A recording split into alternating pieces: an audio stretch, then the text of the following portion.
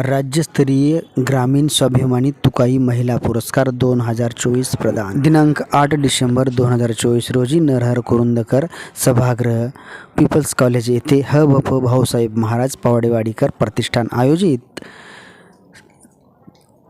सुलोचनाबाई भाऊसाहेब देशमुख पावडेवाडीकर यांच्या स्मरणार्थ राज्यस्तरीय ग्रामीण स्वाभिमानी तुकाई महिला पुरस्कार 2024 प्रदान करण्यात आला।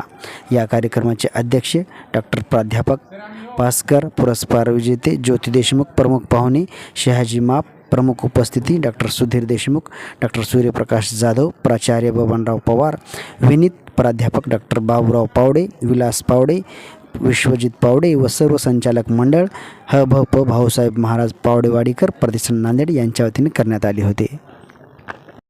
पुरस्कारात मिळून मला असं वाटतं की कोणीतरी आपला कामाचं जीवनातले हे केलं, जीवन गौरव केला, ह्याच्याविषयी मला फार आनंद आहे।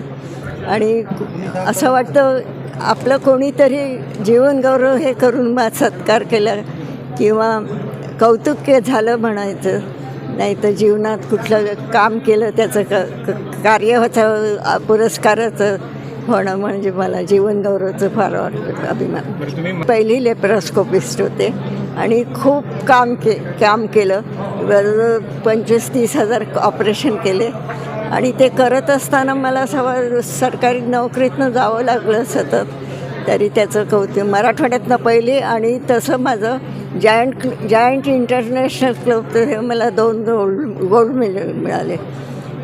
तर हे सगळं करत असताना त्याचं आज माझं कौतुक झालं असं मला समाधान वाटतं।